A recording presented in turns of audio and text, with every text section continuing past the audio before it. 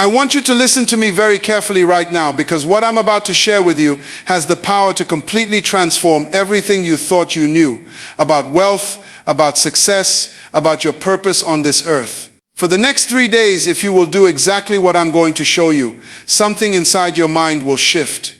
Something that has been locked will open. Something that has been asleep will awaken. And I'm not talking about some magical thinking or positive affirmations that make you feel good for 5 minutes and then disappear.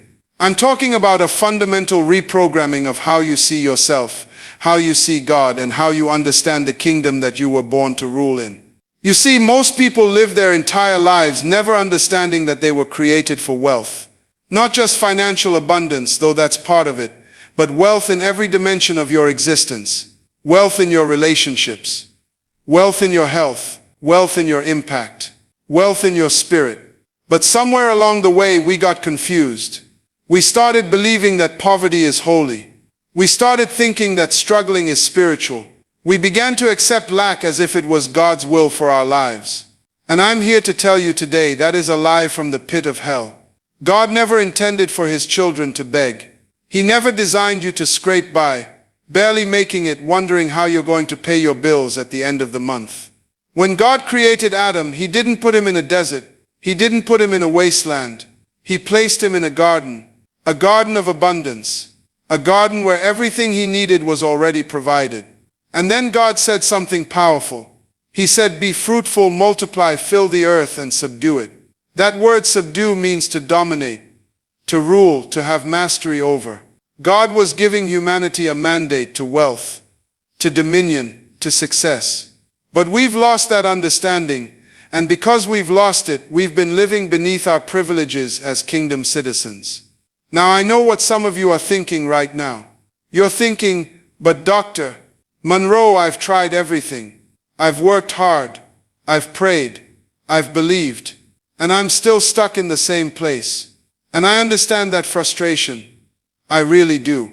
But what I'm about to show you is not another thing to try. This is about discovering something that's already inside you. Something that's been there all along. And when you discover it, when you activate it through what I'm going to teach you in these next 3 days, everything changes. Everything. Now I want to ask you a question, and I need you to be honest with yourself. How many of you came here today feeling like you're living at 50%? Maybe 30%. You wake up, you go through the motions, you do what's expected, but deep down there's this gnawing feeling that says there's got to be more than this. I've met people who have everything the world says should make them happy. The career, the family, the house, the car, but they're empty inside. They're successful, but they're not fulfilled. And that's because they've been living someone else's script. You see, the greatest tragedy in life is not death. The greatest tragedy is life without purpose. It's waking up every day and not knowing why you're here. It's having gifts that never get unwrapped. It's having songs that never get sung. It's having inventions that die in the graveyard of your mind. And I'm here to tell you today, that's not God's plan for you. God didn't create you to be average. He didn't create you to blend in. He didn't create you to spend your entire life trying to be like somebody else. He created you to stand out. He created you to be original. He created you to manifest something that only you can bring to this earth. But here's what happens. From the time we're children, the world starts shaping us. Your parents had expectations. Your teachers had expectations. Your culture had expectations. And slowly, without even realizing it, you started becoming what they wanted you to be instead of what you were born to be. I remember a young man who came to one of our conferences, 28 years old, successful banker, making good money, but he was miserable. And when I sat down with him, he told me something that broke my heart. He said, "Dr. Munroe, I became a banker because that's what my father wanted. But every night I go home and I play my guitar and I write songs and I feel alive. But I can't tell anyone because they'll think I'm crazy for wanting to leave a secure job." I looked at that young man and I said, "Son, you're already crazy. You're crazy for living someone else's dream. The graveyard is not waiting for your music. The graveyard is waiting for your silence. And that's what most people give it. A lifetime of silence. punctuated by excuses. You see, there's something I need you to understand about purpose. Purpose is not a luxury. It's not something you get to after you've made enough money, after the kids are grown, after you retire, after life settles down. Purpose is the reason you were manufactured. And a product that never fulfills its purpose is by definition a failure. No matter how much it costs, no matter how beautiful it looks on the shelf. I remember walking through a museum once, and I saw this incredible grand piano, absolutely stunning. Ornate carvings, gold leaf, immaculate condition, and it was roped off behind velvet barriers. I asked the curator about it, and he said, "Oh, that piano is over 200 years old. It's priceless. We keep it perfectly preserved." And I said, "When was the last time someone played it?" He looked at me confused. "Played it? Sir, no one plays it. It's far too valuable." And right there I saw the tragedy. A piano that never makes music is just expensive wood. It doesn't matter how well it's preserved. It doesn't matter how many people come to look at it. If it never fulfills the purpose for which it was created, it has failed at being a piano. That's what happens to human beings when we prioritize preservation over purpose. We preserve our reputation, we preserve our comfort, we preserve our security, and in doing so, we silence the music we were created to make. Now somebody's getting uncomfortable right now because I'm stepping on your favorite excuse. You're thinking, "But Dr. Munroe, you don't understand my situation. I have responsibilities. I have bills. I have people depending on me." And to that I say, absolutely. I'm not telling you to be irresponsible. I'm telling you to be fully responsible to yourself, to your Creator, and to the world that needs what's inside you. Because here's what happens when you keep ignoring that voice inside. You don't just lose your dream, you lose yourself. You become a shell of the person you were meant to be. You walk through life numb, going through motions, checking boxes, but there's no fire, no passion, no purpose. And the tragedy is this: the people who depend on you, they're not getting the best version of you. They're getting the exhausted, frustrated, resentful version of you. The version that's quietly dying inside, while pretending everything. Your children don't need a parent who's financially stable, but emotionally bankrupt. They need a parent who's alive, who shows them what it means to honor the gifts God placed inside you, who teaches them through example that you don't betray yourself for comfort. Your spouse doesn't need a partner who brings home a paycheck, but leaves their soul at the office. They fell in love with the person who had dreams, who had vision, who had that spark in their eyes when they talked about what could be. Let me tell you something about provision. When you align with your purpose, provision follows. Not always immediately, not always the way you expect, but it follows. Because when you're operating in your design, you tap into a supernatural economy that doesn't make sense to people who live only by logic and fear. I've seen it happen thousands of times. The person who finally quits that soul-crushing job and starts that business, and within months, they're making more than they ever did. The artist who stops doing commercial work they hate and creates from their heart, and suddenly the right opportunities appear. The teacher who leaves the restrictive system and starts their own school and finds resources they never imagined. But here's the key. You have to move first. You have to take the step before you see the full staircase. Faith isn't believing when you see everything clearly. Faith is taking action when you only see the next step. And I know what you're thinking, but what if I fail? What if I try and it doesn't work? Let me ask you this. What if you succeed? What if you try and discover that you're more capable than you ever imagined? What if the life you're afraid to reach for is actually easier than the life you're struggling to maintain? You see, I've discovered something profound in my years of studying human potential. The path of least resistance isn't staying where you are. That's actually the hardest road you could choose. Because when you're not growing, you're dying. When you're not expanding, you're shrinking. There's no such thing as standing still in life. Think about a tree for a moment. A tree doesn't wake up one morning and decide, "You know what? I think I'll stop growing now. I've reached a comfortable height." No, that tree either continues reaching toward the sun, or it begins to decay. It's the same with you. You're either becoming more of who you were created to be, or you're slowly becoming less. And here's what breaks my heart. So many people are living beneath their privileges. They're sitting on gold mines while begging for pennies.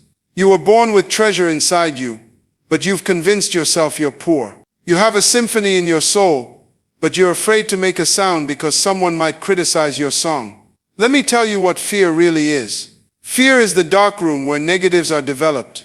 It takes the beautiful film of your potential and turns it into pictures of disaster. But courage doesn't mean you're not afraid.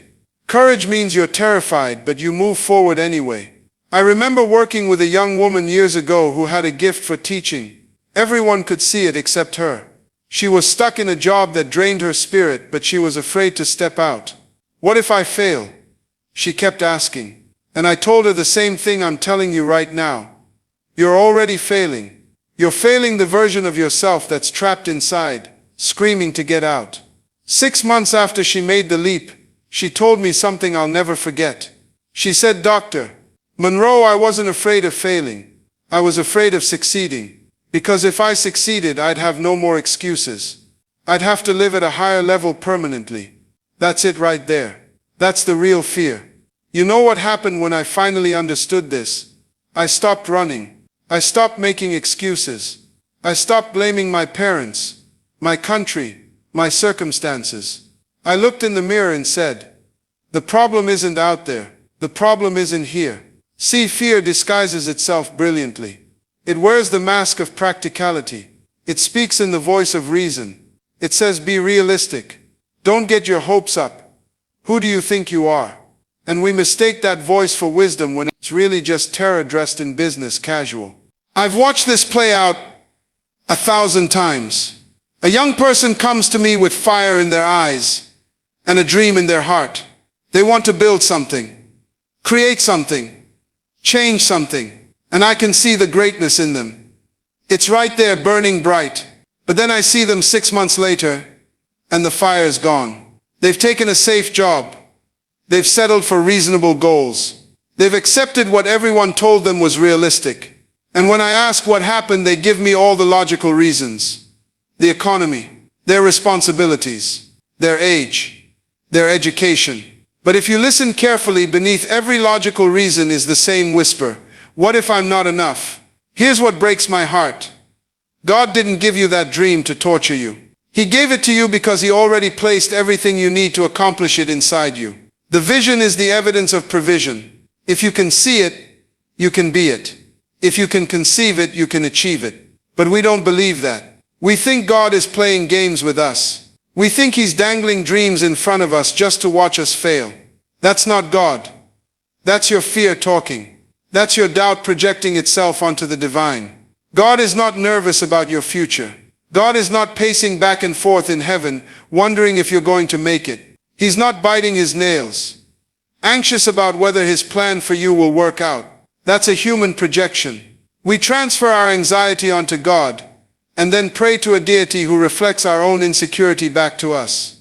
Listen to me carefully. The God who spoke worlds into existence is not intimidated by your circumstances. The God who numbers every hair on your head is not confused about your next step. The God who knew you before you were formed in your mother's womb has not suddenly lost track of His blueprint for your life. When you pray and feel that resistance, that heaviness, that sense of divine disapproval, pause. Ask yourself, is this truly the voice of the Almighty, or is this the echo of every authority figure who ever told me I wasn't enough? Is this God speaking, or is this my father's disappointment, my mother's worry, my teacher's limitation, my culture's narrow vision? I've watched people torture themselves for years, trying to earn approval from a God who already approved of them. They fast, they weep, they beg, they bargain, all while God is saying, I finished that conversation before the foundation of the world. You are accepted, you are loved, you are equipped. Now rise and walk in it. The truth is, most of us are not afraid that God will reject our dreams. We're afraid that God will accept them. We're afraid He'll say yes, and then we'll actually have to become the person capable of carrying that vision. We'll have to grow. We'll have to change. We'll have to leave familiar territory and venture into the unknown. So we create a God in our image. A God who is as limited, as fearful, as risk-averse as we are. A God who validates our smallness. A God who gives us permission to stay exactly where we are. And then we call that wisdom. We call that humility. We call that faith. But it's none of those things. It's fear wearing a religious mask. I want you to see something clearly today. Real faith, the kind that changes nations, transforms lives, builds legacies, doesn't whisper. It doesn't tiptoe. It doesn't ask for permission from your circumstances. Real faith is the most aggressive force in the universe. And I know that word makes some of you uncomfortable. Aggressive, you're thinking, Brother Myles, faith is supposed to be gentle, quiet, humble. No, you're confusing faith with passivity. See, faith is violence against impossibility. Faith is an assault on the status quo. Faith looks at what is and says, that's not good enough. Faith takes territory. Faith doesn't wait, it invades. Listen to how the scripture puts it. The kingdom of heaven suffers violence, and the violent take it by force. That's not poetry. That's a manual. You want to know why most people never see their dreams materialize? Because they treat their vision like a wish. They treat their calling like a suggestion. They pray politely. They hope quietly. They wait patiently. And meanwhile, time is eating their purpose alive. I'm telling you, the moment you got that dream, that vision, that burning in your chest that won't let you sleep at night, that moment you became responsible for taking ground. Not tomorrow. Not when you feel ready. Not when the conditions are perfect. Now. Because here's what happens when you wait. Doubt moves in. Fear sets up camp. Procrastination builds a house. And before you know it, you're 65 years old, sitting in a chair, looking back at a life full of I was going to and I almost did. That's not just sad. That's criminal. You had a seed in your hand that could have fed a generation, but you buried it. Not in the ground where it could grow. You buried it in your fear, in your excuses, in your I'm not qualified yet. And the world went hungry because of it. That's the part they don't tell you in church. They tell you God is patient, and He is. But your purpose has an expiration date. Let me tell you something that might shock you. You know what your greatest enemy is? It's not the devil. It's not lack of resources. It's not your past mistakes. Your greatest enemy is comfort. Comfort is purpose's assassin. It creeps in quietly, wearing a smile. It says you've worked hard. You deserve a break. There's always tomorrow. And before you know it, tomorrow becomes next week. Next week becomes next year. And next year becomes never. I've watched it happen to brilliant people. People with God-given talent, sitting in their living rooms, binge-watching series, scrolling through other people's success stories, eating snacks, and convincing themselves they're just taking a seat. Rest? You haven't even started yet. You know what happens in nature when something stops growing? It starts dying. There is no neutral. You're either expanding or expiring. You're either building or decaying. You're either moving toward your purpose or moving away from it.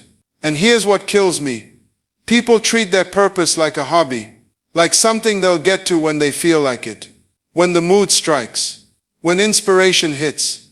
Let me tell you about inspiration. Inspiration is not a prerequisite for action. It's a result of it. You don't wait to feel inspired. You move and inspiration meets you on the road. The graveyard isn't full of people who lack talent. It's full of people who lacked urgency. People who said someday until someday never came. God doesn't need your perfection. He needs your participation. He doesn't need you to have it all figured out. He needs you to take the next step with what you already know. You're waiting for a sign? This is your sign. You're waiting for permission? Consider yourself released. You're waiting for confidence? Confidence comes after obedience, not before it. Stop negotiating with your destiny. Stop making deals with yourself. I'll start when I lose weight. I'll start when I get more education. I'll start when the economy improves. The economy of heaven doesn't depend on earth's economy. Your purpose isn't seasonal. It's urgent. It's now. And every day you postpone it, you're not just robbing yourself. You're robbing the world of what it needs from you. You see, the world doesn't need another copy. It doesn't need another imitation. It doesn't need you trying to be someone else. The world is already full of people trying to be other people. What the world is starving for is the original version of you. And here's what breaks my heart. So many people die without ever showing up. They spent their whole lives rehearsing, preparing, getting ready, but they never actually stepped onto the stage. They were so busy watching other people perform that they forgot they had their own performance to give. I want to tell you something that might sting a little, but it's truth. Your potential is not impressed by your intentions. Your destiny doesn't care about what you meant to do. The world will not remember what you almost became. History is not written by people who tried. It's written by people who did. And before you say, "But Dr. Munroe, I don't have what it takes," stop right there. That's a lie. That's the enemy of your purpose speaking. Because here's what I know. If the purpose is in you, then everything you need to fulfill it is already in you or around you. You don't need everything. You just need to start with what you have. Moses didn't have a degree in public speaking. He had a stutter. David didn't have military training. He had a slingshot and 5 stones. Esther didn't have political experience. She had courage in a crisis. What made them great wasn't what they had. It was that they used what they had. Right now, you have something in your hand. You have a gift, a skill, an idea, a passion, a connection, an experience. Stop waiting for more. Stop waiting for perfect conditions. Stop waiting for someone to give you permission. The permission you're waiting for must come from you. I'm telling you today, you are enough. Not because you're perfect, not because you have it all figured out, but because the purpose inside you is enough. And when you align with your purpose, you tap into a power greater than yourself. You tap into the reason you were created. This is your moment. Not tomorrow, not next year, not when things settle down. Now, today, this hour. You have been positioned for such a time as this. Your preparation was not random. Your pain was not purposeless. Every disappointment you faced, every door that closed in your face, every betrayal that broke your heart, none of it was wasted. It was all preparation for the assignment you're about to step into. You see, God doesn't waste anything. He's too economical for that. He uses everything. The Bible says in Romans 8:28 that all things work together for good to those who love God, to those who are called according to His purpose. Notice it doesn't say all things are good. It says all things work together for good. There's a difference. That means your mistakes are not disqualifications. They're qualifications. Your failures are not your finale. They're your foundation. Your wilderness was not punishment. It was preparation. Moses spent 40 years in the wilderness before he could deliver a nation from bondage. David spent years running from Saul before he could rule. Joseph sat in prison before he could sit on a throne. Jesus spent 30 years in obscurity before 3 years of ministry. And you've been in process, being refined, being purified, being prepared. The question is not whether you're qualified. The question is whether you're willing. Because God doesn't call the qualified. He qualifies the called. I'm telling you today, you are qualified not because you're perfect, but because you're positioned. Not because you have it all together, but because you've been chosen. Not because you're without weakness, but because His strength is made perfect in your weakness. And here's what I need you to understand. The very thing that makes you feel inadequate is often the very thing that makes you effective. Your brokenness qualifies you to heal others. Your past failures position you to encourage those who are failing. Your present struggle gives you credibility with those who are struggling. God uses cracked vessels. He uses broken instruments. Why? Because broken people don't boast in themselves. They boast in Him. Wounded healers are the most effective healers because they understand pain. They have compassion. They have empathy. They know what it's like to be down, to be out, to be desperate. So stop disqualifying yourself because of your past. Stop eliminating yourself because of your present limitations. Stop counting yourself out because you don't feel ready. You are ready. Not because you're flawless, but because you're faithful. Not because you're mighty, but because you're available. And availability is more important to God than ability. This is your moment. Not tomorrow. Not next year. Not when you feel more prepared. Now. Today. This very hour. Because here's what I've discovered. The graveyard doesn't care about your potential. It doesn't negotiate. It doesn't give extensions.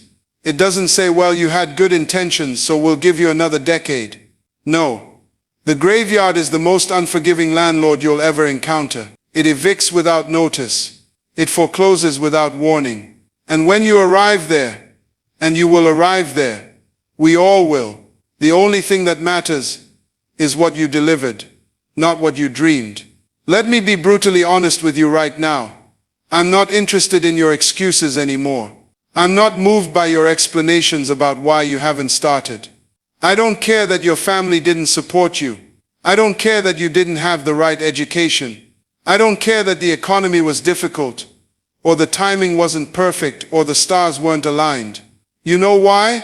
Because somewhere in a rural village with no electricity, someone is writing a book by candlelight that will change educational systems. In a garage right now, someone with less resources than you is building something that will employ thousands. In a small apartment, a single mother is creating art that will inspire millions. Not someday, but today. The difference between you and them isn't talent. It isn't opportunity. It's decision. They decided that their purpose was more important than their comfort. They decided that their assignment was more urgent than their fear. They decided that leaving a legacy was more valuable than living in luxury. And that decision changes everything. I want you to think about something with me. What if, just what if, your greatest idea, the one you keep postponing, is the exact solution someone is praying for right now? What if that business you're afraid to start would create the job that saves a family from poverty? What if that book you haven't written contains the one sentence that would prevent someone from giving up on their life? What if your delay is their deprivation? You see, your purpose isn't just about you, it's about all the people connected to your assignment. When you die with your gifts unused, you're not just robbing yourself, you're robbing generations. You're withholding medicine from the sick, withholding wisdom from the confused, withholding hope from the desperate. Your fear of failure is someone else's forfeited miracle. So the question becomes, what if you're wrong about yourself? What if the very thing you think disqualifies you is actually what uniquely qualifies you? What if your background isn't a barrier? It's your biography. What if your struggle isn't your shame? It's your story. I've watched people transform the moment they stopped seeing their life as a mistake and started seeing it as a message. That single mother who thought her journey was just pain. She started a support network that's now in 17 cities. That man who battled addiction and believed his past made him worthless. He now runs a recovery program that's saving lives every single week. That young woman who grew up in poverty and thought she had nothing to offer. She's teaching financial literacy to her entire community, breaking generational cycles of lack. See, your test is preparing you for your testimony. Your mess is becoming your message. But you've got to be willing to use it. You've got to be willing to turn your pain into power, your wounds into wisdom, your tragedy into triumph. And I know what you're thinking, but I'm not ready yet. I need more time. I need more training. I need to be further along. Listen to me carefully. Preparation is important, but it can also become procrastination dressed in wisdom's clothing. There's a difference between being unprepared and feeling unprepared. Most people who changed the world felt unprepared when they started. Moses had a speech impediment. David was a teenager with a slingshot. Esther was an orphan. Mary was an unwed teenager in a culture that could have stoned her. God doesn't call the qualified, He qualifies the called. And you've been called. That restlessness you feel, that's a call. That dissatisfaction with mediocrity, that's a call. That dream that won't leave you alone, that's a call, and the world is waiting for you to answer. But here's what you need to understand. Your gift isn't just for you to feel fulfilled, though you will. Your gift isn't just to make you successful, though it might.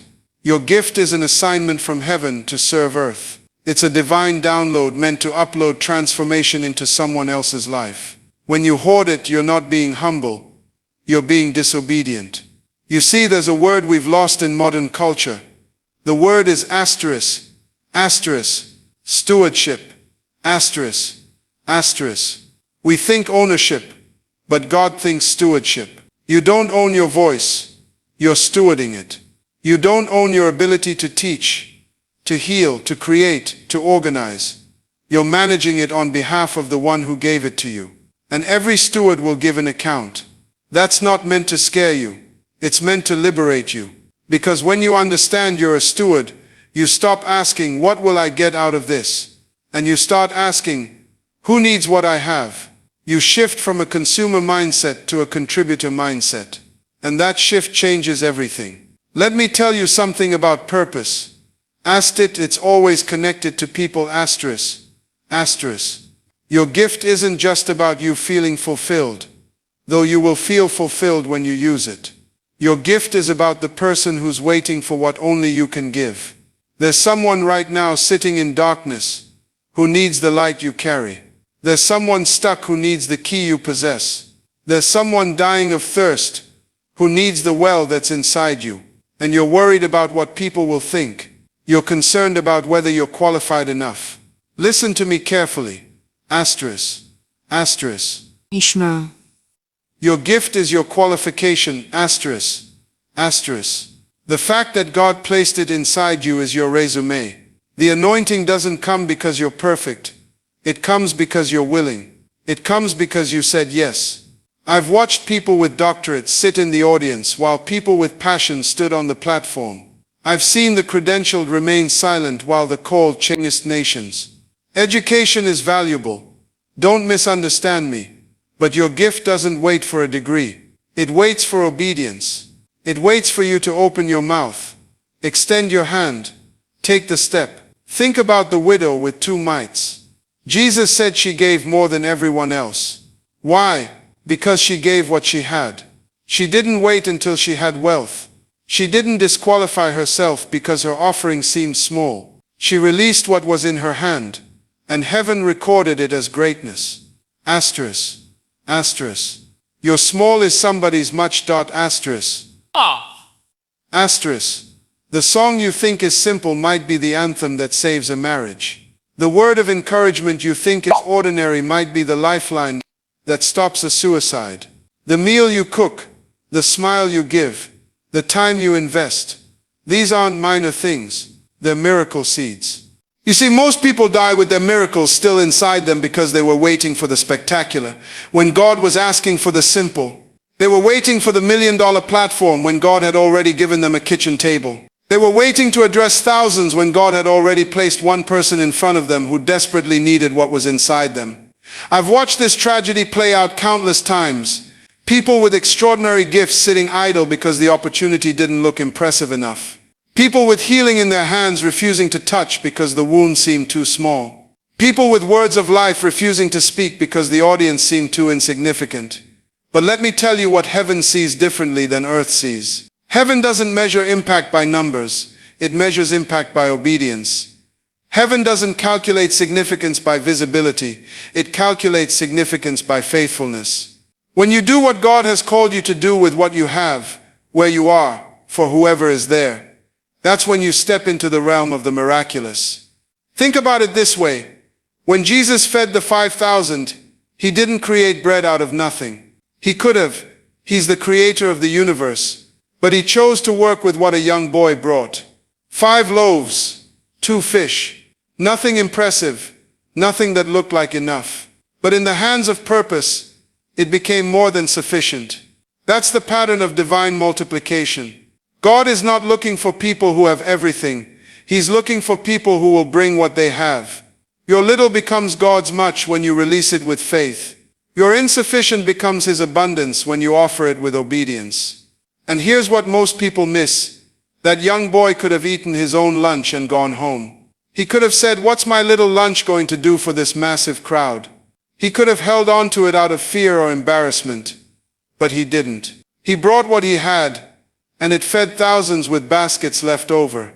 Your willingness to bring your little is what positions you for the miraculous. Your courage to offer what seems insignificant is what opens the door to divine multiplication. Stop despising small beginnings. Stop dismissing humble opportunities. God is looking for your availability, not your ability. He's scanning the earth not for the most talented, but for the most willing. The boy gave what he had. He didn't wait until he had more. He didn't promise to bring something better tomorrow. He released what was in his hand today, and this is where most of you are stuck. You're waiting for more education, waiting for more money, waiting for more connections, waiting for the perfect timing. But heaven is waiting for your obedience, not your perfection. Heaven is waiting for you to move with what you have, not with what you wish you had. I've watched people waste decades waiting for ideal conditions that never come. Meanwhile, someone with half their resources and twice their faith walks into their destiny. The difference? One was waiting to be ready. The other was ready to be used. You see, God doesn't call the equipped. He equips the called. When He puts a dream in your heart, He's not asking if you have everything you need to accomplish it. He already knows you don't. That's the whole point. If you could do it by yourself, you wouldn't need Him. If you had all the resources, there'd be no room for miracle. The miracle is hidden in the inadequacy. The breakthrough is concealed in the insufficiency. That's why God chooses the foolish things to confound the wise. That's why He selects the weak things to shame the strong. Because when you succeed with less than enough, everyone knows it wasn't you, it was God. Think about David facing Goliath. A boy with a slingshot against a trained warrior in full armor. The odds were laughable. The equipment was mismatched. But David understood something that his brothers didn't. He wasn't trusting in his weapon.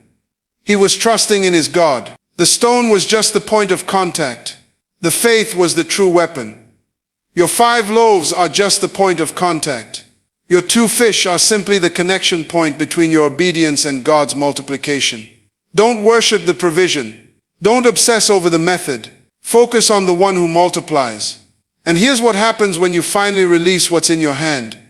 You make room to receive what's in God's hand. As long as you're clutching your inadequacy, as long as you're hoarding your little bit out of fear, your hands are too full to receive the abundance. Heaven wants to pour into your life. That's why Jesus didn't just multiply the bread. He distributed it. The miracle happened in circulation, not in storage. The moment those disciples started giving it away, that's when multiplication kicked into overdrive. It flowed through their obedience. Every time they handed out a piece, there was more in the basket. Every single time. You know what that tells me? That provision doesn't come through preservation. It comes through participation in God's purpose. When you stop hoarding and start distributing what God gave you, your gifts, your time, your resources, your influence, you step into the flow of divine multiplication. You become a channel, not a container. And channels never run dry because they're connected to the source. Think about this. Those disciples could have stopped halfway through the crowd. They could have looked at that massive multitude and said, you know what? Let's be conservative. Let's ration this carefully. Let's make sure we save some for ourselves first. But they didn't. They kept giving. They trusted the process. And the result? 12 basketfuls left over, 1 for each disciple who doubted. God gave them back more than they started with. That's how kingdom economy works. It defies human logic. It contradicts every principle of scarcity you've been taught. The world says hold tight, but heaven says release. The world says protect yourself, but God says pour yourself out. And every single time you obey that heavenly instruction, you discover that you cannot outgive God. You simply cannot. I want you to catch this. The leftovers weren't random. 12 baskets, 12 disciples. God was making a statement. He was saying, see, when you trust me with the little, I'll return to you the much. When you give away what you think you need, I'll give back what you didn't even know was possible. So right now, wherever you are, I need you to examine what you're clutching. What are you holding back from God? Because you're afraid there won't be enough. What gift are you burying? Because you think it's too small to matter. What dream have you shelved because the resources seem inadequate? Today is the day you stop hoarding and start releasing. Because here's what I've discovered through years of watching people step into their purpose. The moment you release what you have, God releases what He has. The moment you stop clutching your small, the infinite responds with is. This is the principle of kingdom economics. With 6 is the principle of kingdom economics. It doesn't make sense to the natural mind. Wall Street cannot calculate it. Your accountant cannot forecast it. Because multiplication in the kingdom doesn't follow the laws of addition and subtraction. It follows the law of faith-activated release. Let me show you something powerful. When that boy handed over his lunch, he didn't ask Jesus, "What's my return on investment? What percentage do I get back? Can I get a written guarantee?" No. He simply released it. And in that release he triggered a supernatural return that fed thousands, and still had 12 baskets left over. You see, many of us are waiting for God to multiply what we're holding. But God is waiting for us to release what we're holding so He can multiply it. The miracle is not in the holding. The miracle is in the releasing. The blessing is not in the clutching. The blessing is in the opening of your hands. And I need you to understand this today. Your seed is sitting in your hand right now. That thing you think is too small. That gift you've been minimizing. That idea you've been dismissing. That resource you've been hoarding. It's not small. It's a seed. And the value of a seed is never determined by its size. It's determined by what happens when it's planted. You're not called to display your seed. You're called to plant it. You're not called to admire your lunch. You're called to release it into the hands of the Master. And when you do, when you finally let go of what you've been protecting, you position yourself for a miracle that will impact not just you, but generations beyond you. Stop waiting for more before you start. Stop waiting to feel ready before you obey. Stop waiting for perfect conditions before you release. Because faith doesn't wait for perfect. Faith acts in the present with what's present. The widow didn't wait until her oil jar was full. She didn't wait until she had a business plan. She didn't wait until she understood the economics of supernatural multiplication. She started pouring while the miracle was still happening. She released while she was receiving. And here's what you need to understand about the relationship between faith and action. Faith isn't passive waiting. Faith is active participation. Faith doesn't sit on the sidelines watching what God will do. Faith steps onto the field and becomes part of what God is doing. I've watched too many people treat their potential like a museum piece, something beautiful to protect, something valuable to preserve, something precious to keep behind glass. They're so afraid of damaging it, so worried about wasting it, so concerned about misusing it, that they never actually use it at all. But potential was never meant to be preserved.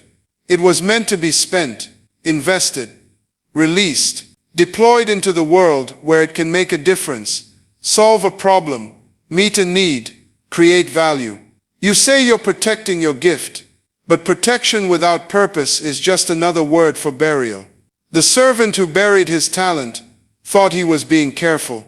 He thought he was being responsible. He thought he was protecting what his master had given him. But the master called it wicked. Why? Because unused potential is unfulfilled stewardship. Listen to me carefully. Your gift doesn't belong to you. It belongs to the people who need it. Your talent wasn't given for your benefit alone. It was given for the benefit of your generation. And every day you keep it locked away, you're not just robbing yourself. You're robbing everyone who was supposed to be blessed by what you carry. I'm not talking about reckless abandon. I'm talking about strategic release. The farmer doesn't throw his seed randomly into the wind. He plants it strategically in prepared soil. But he does plant it. He does release it. He does let it go, trusting that what he buries today will multiply tomorrow. That's the faith principle at work. You have to be willing to lose what you see, to gain what you don't see yet. You have to be willing to spend your seed to harvest your crop. You have to be willing to invest your now, for your not yet. And here's the test of whether you really believe in your assignment. Are you willing to risk being wrong? Because if you're only willing to move when you're guaranteed to be right, you'll never move at all. Faith always involves risk. Vision always involves vulnerability. Purpose always involves the possibility of failure. But here's what I learned, and what I want you to understand. The greatest tragedy is not attempting and failing. The greatest tragedy is succeeding at something that doesn't matter. You can climb the ladder with perfect precision, rung by rung, never missing a step, never losing your grip, and then reach the top, only to discover the ladder was leaning against the wrong wall. That's not failure. That's something worse. That's wasted potential. That's a life invested in the wrong portfolio. I've watched people accumulate everything the world says they should want, only to sit in their accumulated abundance and wonder why they feel so empty. Because they were chasing assignment instead of accepting it. They were building their own kingdom instead of fulfilling their divine mandate. Your assignment doesn't negotiate. It doesn't adapt to your comfort zone. It doesn't wait until you feel qualified. It stands there immovable, waiting for you to rise to its requirements. And here's the beautiful tension. You're already equipped for what you're called to do, but you won't discover that equipment until you step into the arena. The discovery happens in the doing. The confirmation comes in the commitment. Think about Moses standing before the Red Sea. He didn't know he could part waters. He didn't have water parting on his resume. He didn't attend the leadership conference on advanced aquatic management. He had a staff, a God, and an assignment. And in the moment of need, everything he required showed up. That's how assignment works. It doesn't give you everything up front. It gives you everything in time. It releases resources in rhythm with your obedience. You take one step and the next stone appears. You speak one word and the next sentence forms. You open one door and the hallway lights up. But you have to move first. You have to speak first. You have to reach first. I'm not talking about presumption. I'm talking about faith in motion. I'm talking about trusting that the God who planted the assignment also prepared the provision. Not always before, but always in time. Not always visible, but always available. And here's what I've discovered through decades of walking this path. Provision has a way of appearing asterisk, right at the intersection of obedience and need asterisk. Not a moment too soon, not a moment too late, but always precisely when your faith is stretched just enough to recognize the source. I've seen it happen too many times to call it coincidence. The phone call that comes the day the rent is due. The partnership offer that arrives exactly when you're about to give up. The idea that suddenly crystallizes after months of confusion. The door that opens just as another one slams shut. This isn't luck, my friend. This is the faithfulness of a God who watches over his word to perform it. But here's the challenge most people face. They want the provision asterisk before asterisk they take the step. They want to see the whole staircase before they commit to climbing. They want the complete blueprint before they lay the first brick. And that's not how kingdom living works. That's not how purpose operates. God doesn't give you the provision so you can obey. He gives you the provision asterisk as asterisk you obey. Think about it like this. You're standing at the edge of a river, and God says, cross over to the other side. You look at the water and say, but Lord, I don't see a bridge. I don't have a boat. I can't even see the other shore clearly. And God says, put your foot in the water, because he's not trying to prove anything to spectators. He's developing trust in participants. The priests carrying the Ark of the Covenant didn't see the Jordan River part until their feet touched the water. The walls of Jericho didn't fall until asterisk after asterisk. They marched around them for 7 days. The widow's oil didn't multiply until asterisk. After asterisk, she started pouring. The pattern is consistent. Obedience precedes provision. Action precedes abundance. Trust precedes testimony. This is why so many people die with their potential intact. They're waiting for conditions to be perfect before they move. They're waiting for fear to disappear before they step.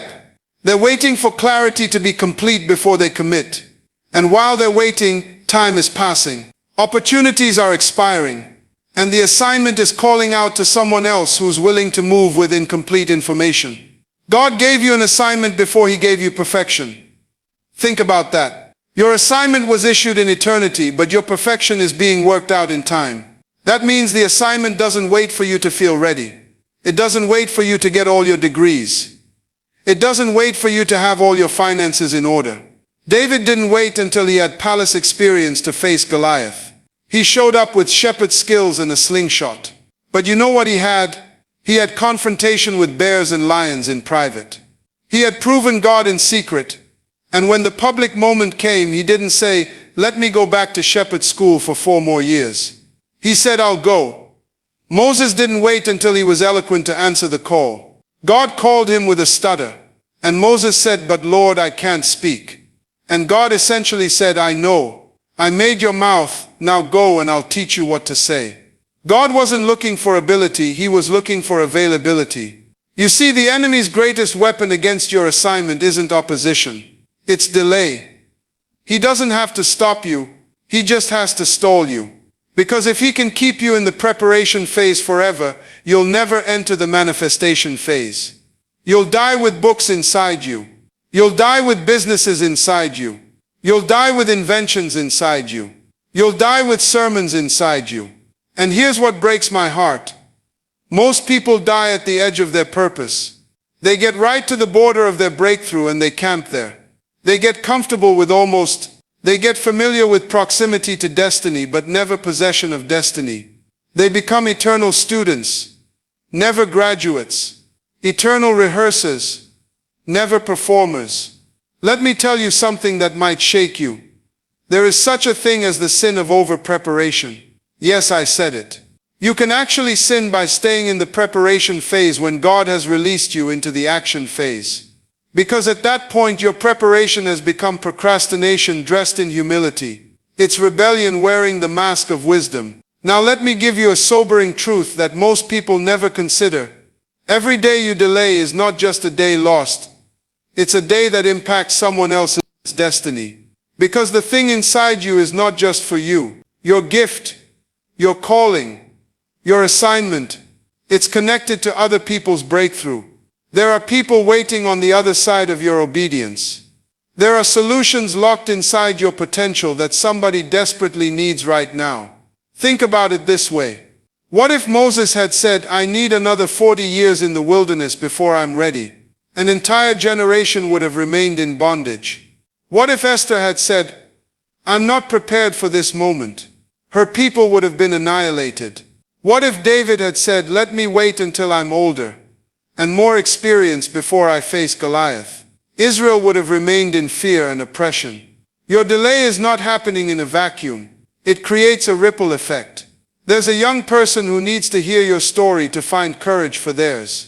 There's a business that needs your innovation to solve their problem.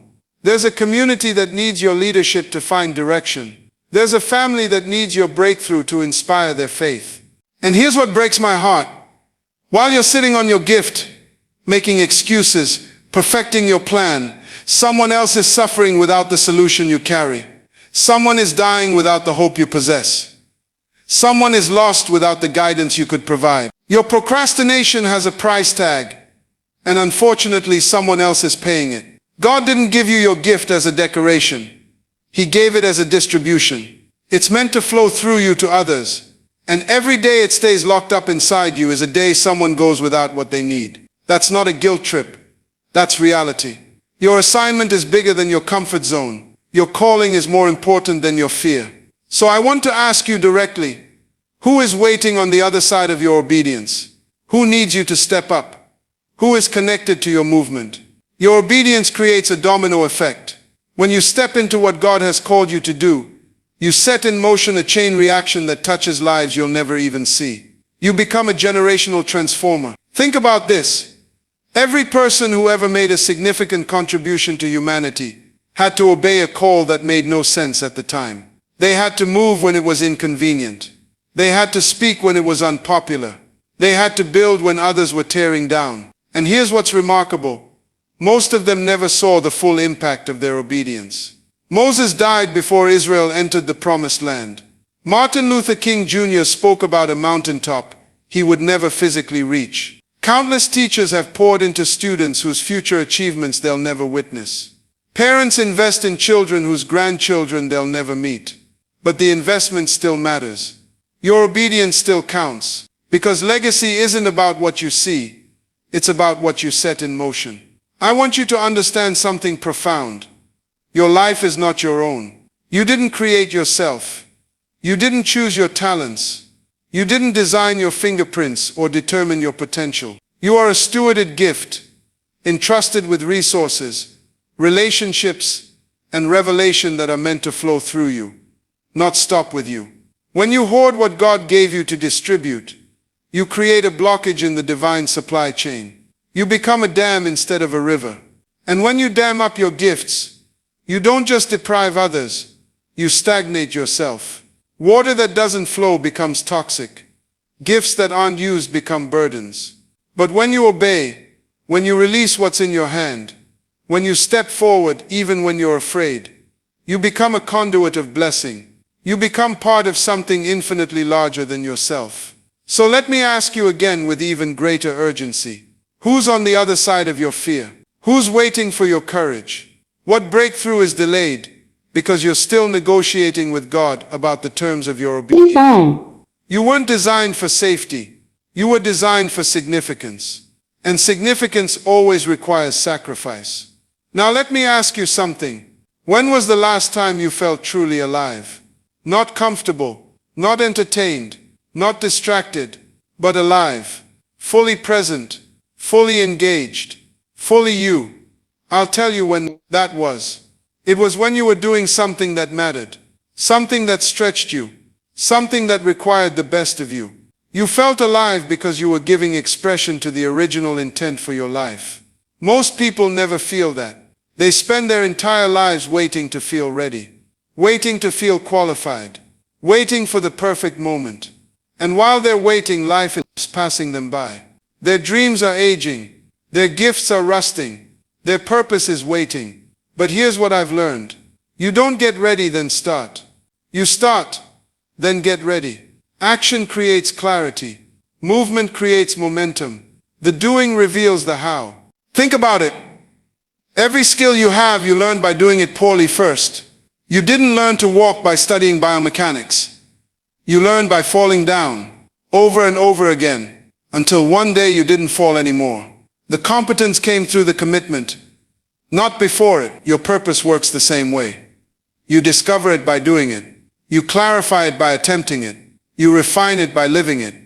There is no substitute for engagement. There is no shortcut around action.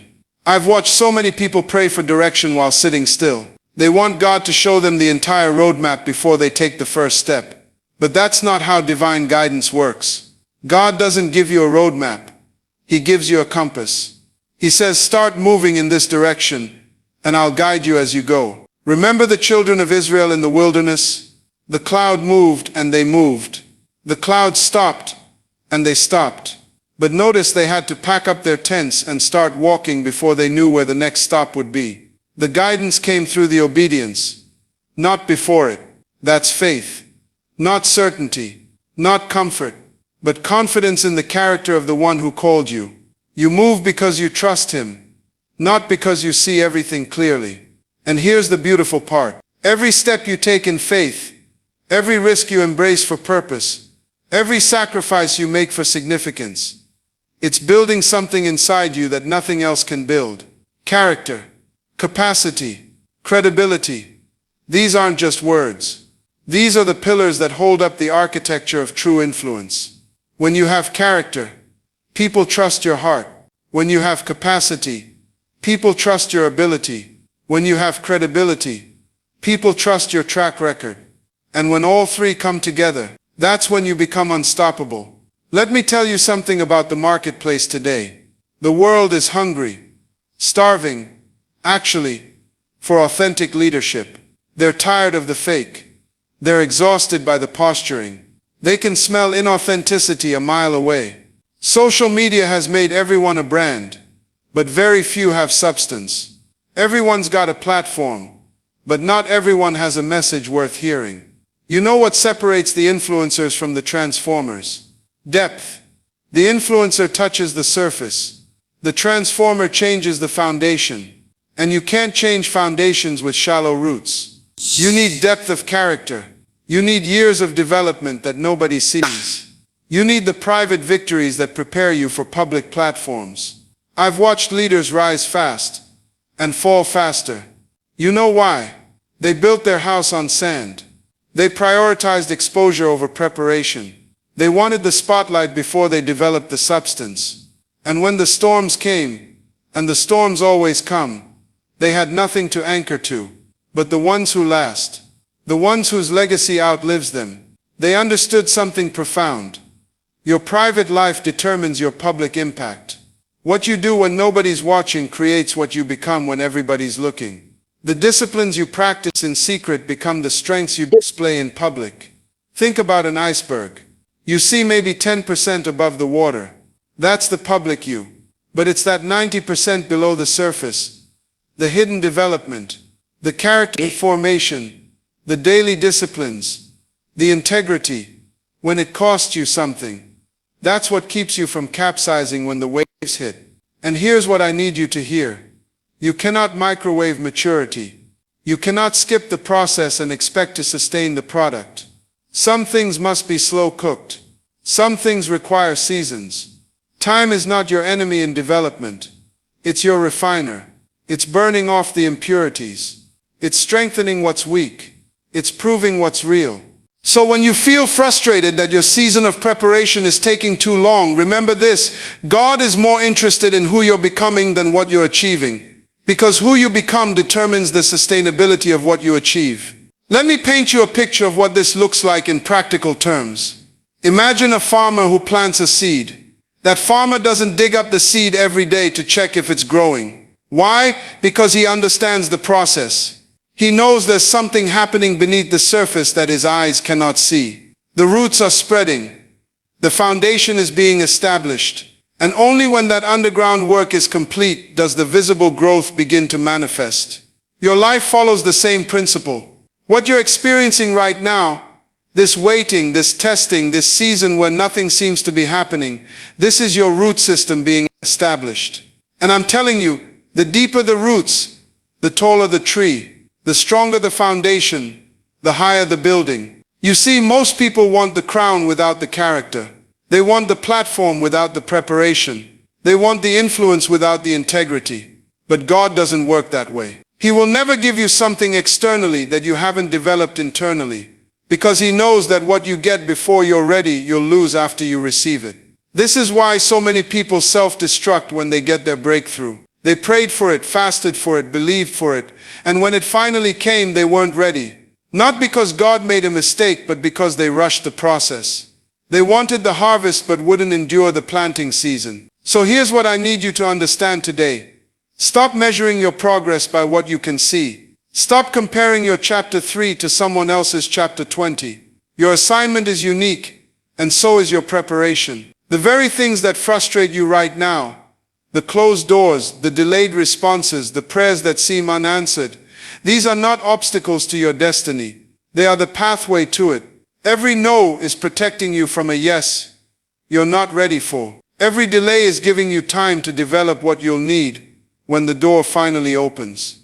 Every test is extracting from you the weakness that would sabotage your success. This is the proof of God's love.